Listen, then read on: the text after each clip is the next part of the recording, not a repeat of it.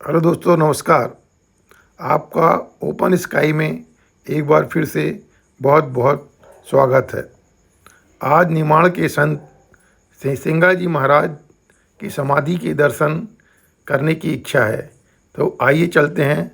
आज सिंगाजी महाराज की समाधि के दर्शन के लिए चलते हैं।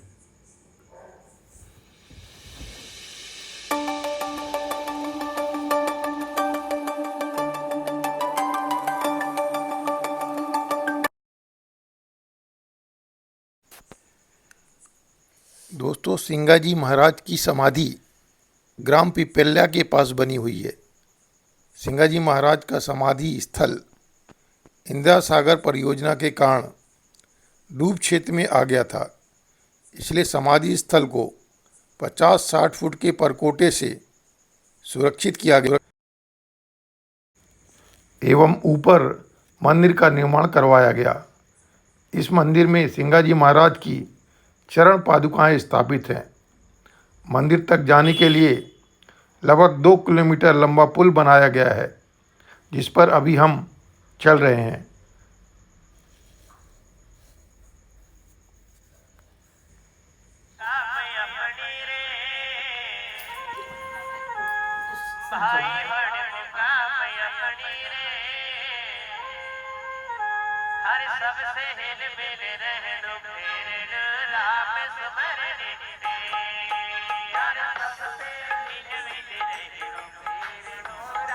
देखिए कितना मनोरम दृश्य है। दोनों तरफ दूर दूर तक पानी ही पानी नजर आ रहा है।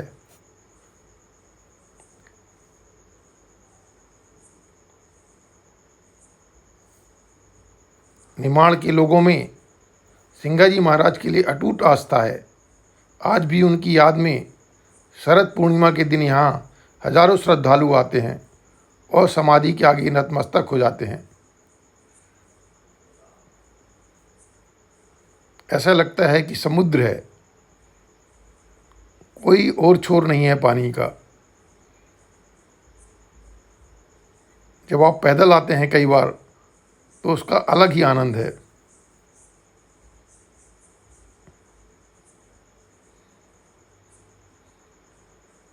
शरद पूर्णिमा के दिन या कई बार अन्य त्योहारों में भी यहाँ इतनी भीड़ होती है कि वाहनों का आना जाना बंद कर दिया जाता है और ये पूरा रास्ता लोगों को पैदल ही सफ़र करना पड़ता है और लोग बड़ी खुशी से यहाँ आते हैं।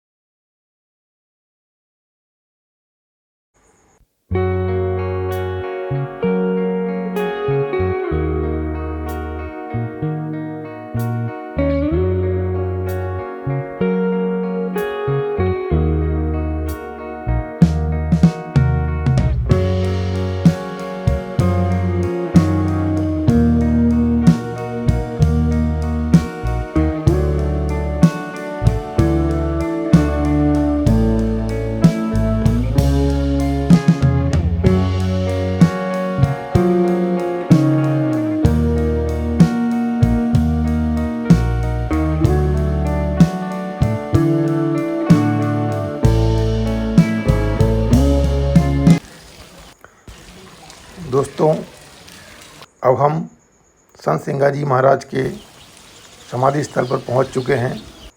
अब आप देख सकते हैं सामने सिंगाजी महाराज का मंदिर है और वहाँ उनके जो पद हैं, उन्होंने जो लिखे हैं वो दीवारों पर लिखे गए हैं। नीचे अखंड ज्योति जलती रहती है और ऊपर मंदिर है। ठीक, सिंगाजी महाराज की चरण पादुका स्थापित है।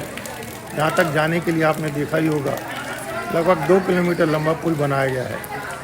मालवा के प्रसिद्ध संत सिंगाजी का जन्म 1519 ईस्वी में पिपल्या नामक कस्बे के निकट खजूरी गांव में एक ग्वाला परिवार में हुआ था।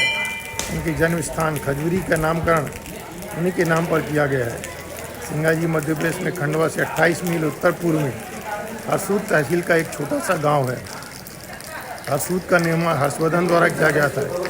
इसी गांव में सिंगाजी ने एक सामान्य गोपाल या हीर परिवार में जन्मे थे। बचपन से ही एकांत स्वभाव दिखे।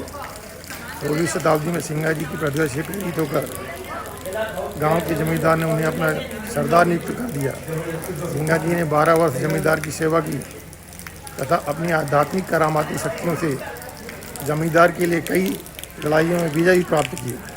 सिंगाजी के पिताजी ने एक राजा के यहाँ उन्हें ₹1 प्रति मास वेतन पर डाक विभाग की नौकरी दिलवा दी। इस बीच सिंगाजी के साथ एक घटना घटी। सिंगाजी घोड़े पर बैठकर डाक ले जा रहे थे, तभी उनके कानों में किसी महात्मा के द्वारा गाए जा रहे शब्द पड़े, समझी लेवरे भाई अंत न होई कोई आपा। सिंगाजी पर इसकी तत्काल प्रतिक्रिया हुई। भजन गा रहे महात्मा मन रंग गिर के पास गए और उनसे अपना शिष्य बना लेने का अनुरोध किया। मैंने कहा तुम गृहस्थ हो, अपने धर्म का पालन करो। साधना मार्ग बहुत कठिन है, फिर भी तुम मुझे इसे अपनाना ही चाहते हो तो पहले माया मोह का त्याग करो। सिंगाजी ने नौकरी छोड़ने का निश्चय किया। वेतन बढ़ाने का राजा का प्रलोभन भी उन्हें रोक न सका। अंत में सिंगाजी ने सन 1558 ईस्वी में गुरु से दीक्षा ले ली। संत सिंगाजी को 16वीं और 17वीं शताब्दी के काल का माना जाता है, यानी वे कबीर के समकालीन थे। कहा जाता है सिंगाजी एक कवि और करामाती संत थे। ये साक्षर नहीं थे, परंतु भक्ति के आवेश में जो पद बनाकर गाते थे उन्हें उनके अनुयायियों ने लिपिबद्ध कर लिया। ऐसे पदों की संख्या 800 बताई जाती है। संत सिंगाजी ने समाज के दलित उपेक्षित वर्ग को ऊपर उठाने के लिए बहुत काम किया। रामलाल चतुर्वेदी ने उन्हें नामदा की तरह अमर, प्राणवर्धक और युग की सीमा रेखा बनाने वाला संत कहा। और क्षेत्र की जनजाति आज भी अपना आराध्य मानती है और उनके समाधि स्थल पर प्रतिवर्ष शरद पूर्णिमा में बड़ा मेला लगता है। मानता है कि गुरुमुख से क्रोध में निकली बात को मानकर सिंगाजी ने दीक्षा लेने के लिए 1 वर्ष के भीतर ही जीवित समाधि लेकर अपने प्राण दे दिए थे। चलिए अब आपको मंदिर के दर्शन करवाते हैं।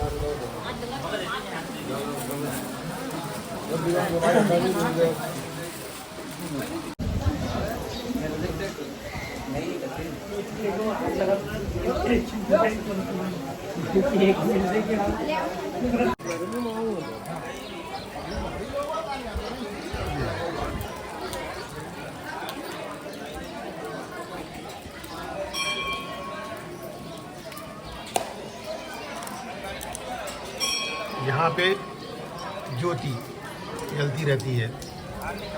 ये एक्चुअल समाधि स्थल है। ये समाधि की जगह है।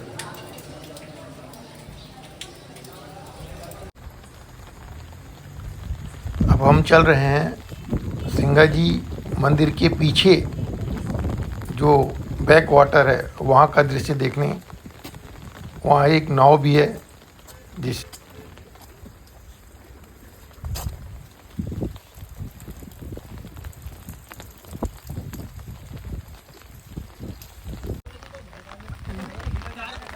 तो ये रहा इंदिरा सागर डैम के बैक वाटर का विहंगम दृश्य। समुद्र के जैसा लग रहा है। तो यात्रा थी सिंगाजी महाराज की समाधि की।